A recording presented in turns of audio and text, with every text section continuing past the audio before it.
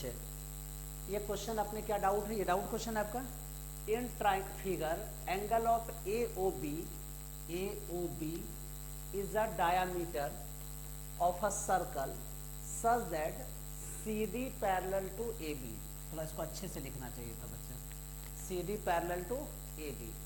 If angle of BAD is equal to 30 degree, BAD कितना है 30 degree, तो angle of CAD कितना होगा, तो एंगल ऑफ CAD क्या होगा, हमें ये कैलकुलेट करना है। पहले इसका कॉन्सेप्ट समझो, ये 30 डिग्री है तो ये भी 30 डिग्री होगा या नहीं होगा, क्यों, क्योंकि पैरेलल साइड्स हैं तो अल्टरनेट इंटीरियर एंगल, तो ये 30 डिग्री हो गया। अब देखो AB डायमीटर है, AB क्या है डायमीटर, तो यहाँ पे ADB ये कितने डिग्री हो जाएगा 90 डिग्री, क्योंकि डायमीटर जो है सर्कल पर कितने डिग्री का एंगल बनाता है 90 डिग्री का बनाता है। अब 90 प्लस 30 कितना हो गया 120।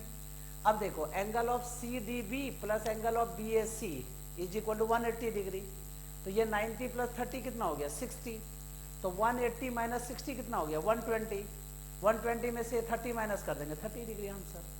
तो अब इसको लिख कर प्रॉपर कैसे करेंगे, देखो लिखने का नंबर मिलता है बच्चा, तो सबसे पहले क्या लिखेंगे, since AB parallel to CD, AB parallel to CD, then angle of, देखो ADC is equal to angle of BAC is equal to 30 degree.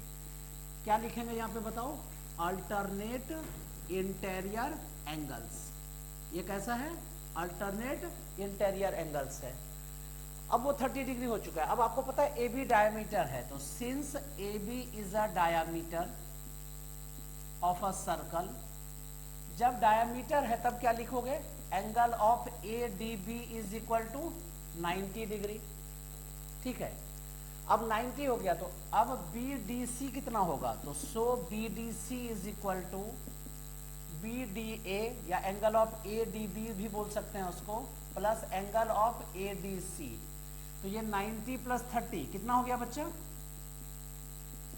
120 degree. Clear है। अब आपको पता है ये साइक्लिक क्वाड्रिलेटरल है, तो since ABCD is a rectangle या ABCD इज अ क्वाड्रिलेटरल, पता नहीं कि रेक्टेंगल है या नहीं, क्वाड्रिलेटरल या ABCD is a cyclic quadrilateral, क्योंकि एक सर्कल पर है तो इसीलिए उसको क्या बोलते हैं साइक्लिक क्वाड्रिलेटरल।